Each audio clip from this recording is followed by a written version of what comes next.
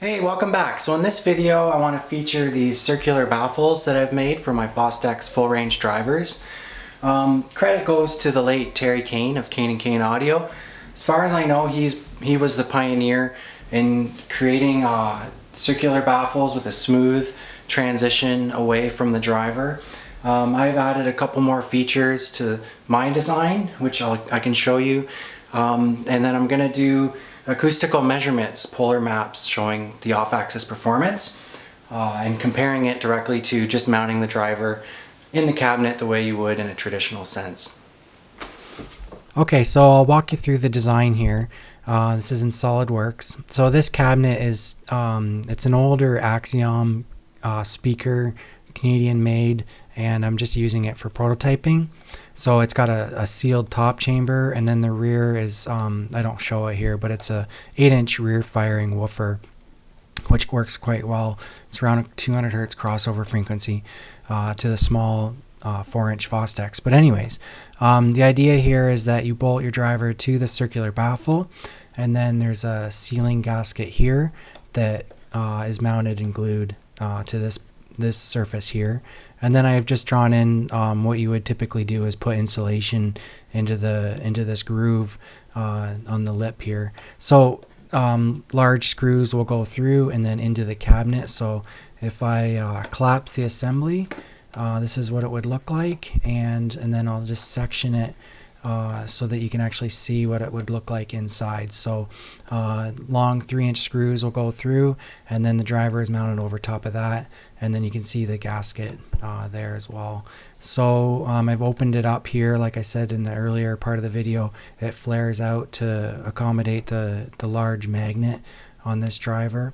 And if it was me, I would actually just with a jigsaw out to open up this portion, but leaving where the screws are fastened.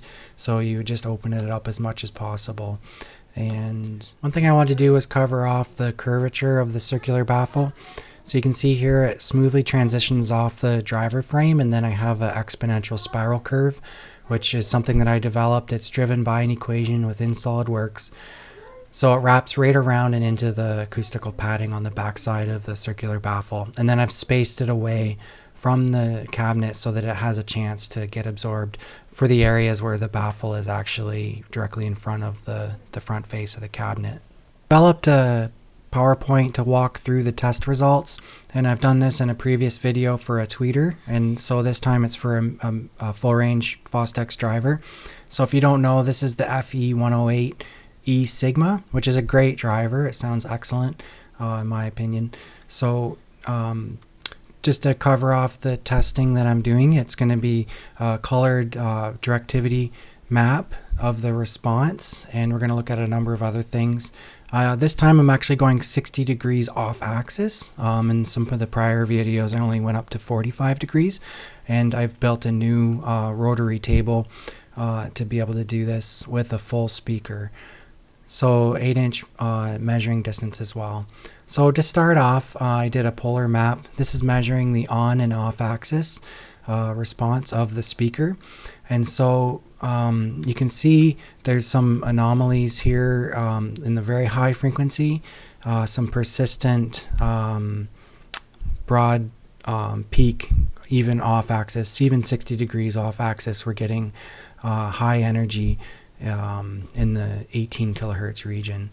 So if I was to look at the overall directivity, typically you're going to want a smooth narrowing of the higher frequencies, but what we see here actually is it starts out pretty good, but then once you get to around 6 or 6.5 kilohertz, it really starts to narrow and beam.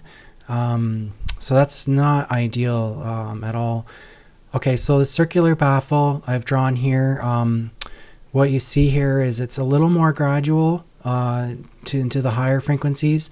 The peaks that you were seeing off axis have virtually disappeared after around 25 degrees off axis, but still there, which I think is just a function of the driver itself. Okay, and then we're also getting an introduction of some energy at around 12 kilohertz. So another thing that I wanted to use, this is a burst decay in the ARTA measurement software. And so it actually is representing the amount of stored energy at any given frequency. So for the example here, we see significant stored energy at 4.5 kilohertz after the initial burst. So really, we're seeing it in multiples again in these locations.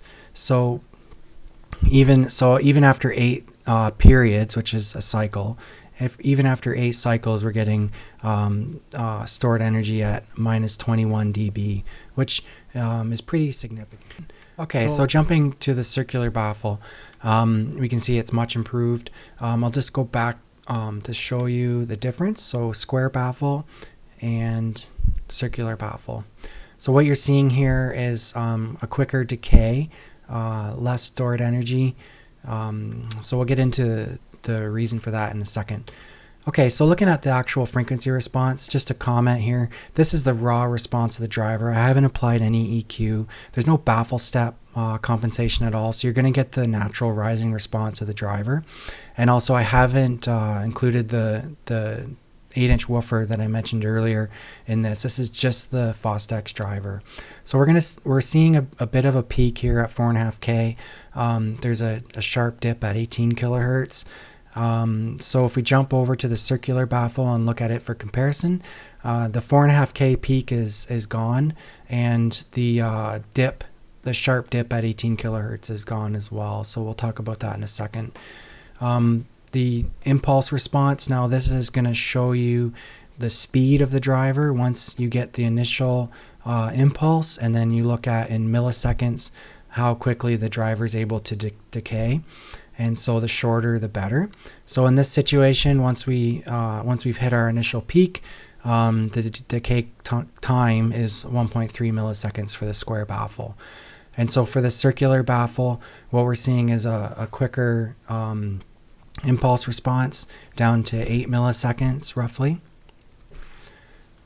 Another thing to note too is if you actually look at the 30-degree off-axis window, you can see here that with the square baffle, the driver is completely fallen off at around 7 kilohertz. So you're really not going to be able to listen to the speaker off-axis at all.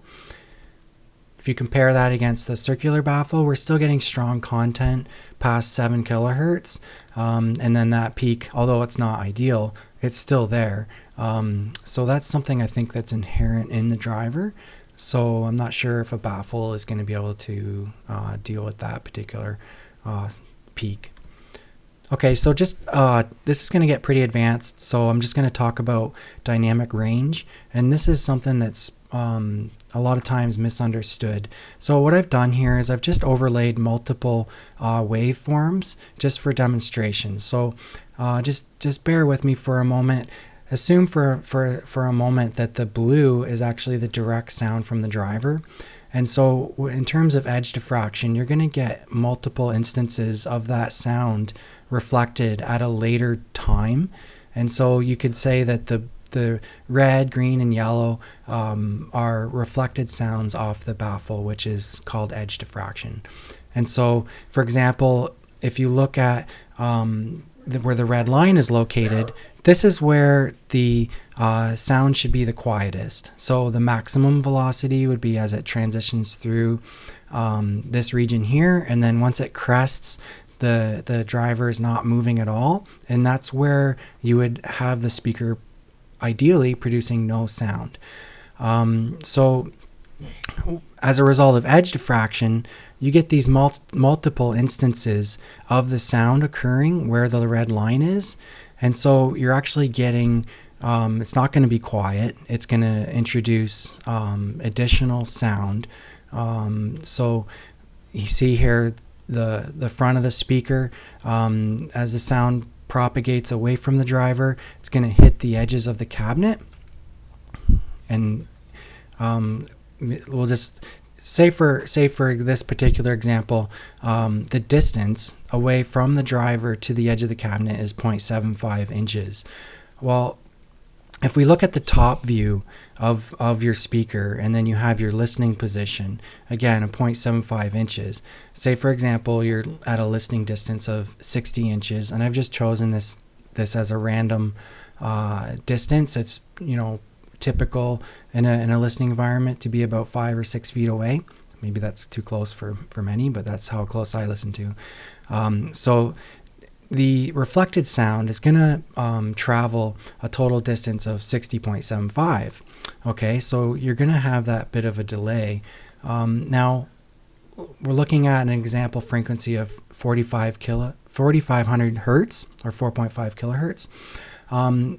A typical sine wave of this would be representing 360 degrees. The actual acoustical wavelength of that frequency is 3 inches. Now, if you got a reflection, it would look something like this. It would be superimposed over top of your direct sound. And so at that 0.75 inches, it would be exactly 1/4 of the wavelength of 3 inches. Okay, and so where you would be supposed to be dead quiet at that particular part of the cycle, you would actually get introduced sound in that spectrum. Okay, so actually looking at our test results, going back to our test results, we actually have a peak. It's a small peak, but it's significant at 4.5 kilohertz. And also note that even at 18 kilohertz, we have a dip. And so that's a multiple of 4. So there's some comb filtering effects occurring. So yeah, I just mentioned a comment, comb filtering effects there. So looking at the circular baffle, because we don't have that 3/4 of an inch dimension anymore, we have a nice transition away from the driver. You can see here that the effects of edge diffraction have been minimized, so you're not seeing the peaks anymore, or the dip at 19 kilohertz. Okay, so what does this mean in terms of the sonic results, like the listening? So what it means is that if you have edge diffraction off your speaker, the quietest parts of the music are masked. Transient impact, or slam, as I like to call it, is reduced because of the cancellation effects. So the music is going to sound flat and veiled with no driving rhythm. And it's not going to sound convincingly live or real. So for example, like a snare drum, if you've ever heard a snare drum from a drum set live, you know that it has a tremendous amount of dynamic range or impact. And so because of the edge diffraction, it's going to basically compress the dynamic range from your speaker, making it not sound live. It'll sound like a facsimile of the real thing. So I hope you enjoyed this video and found this interesting. So if you like what you saw, please click subscribe. If you have any questions, please feel free to ask the questions in the comment box, and we'll see you next week.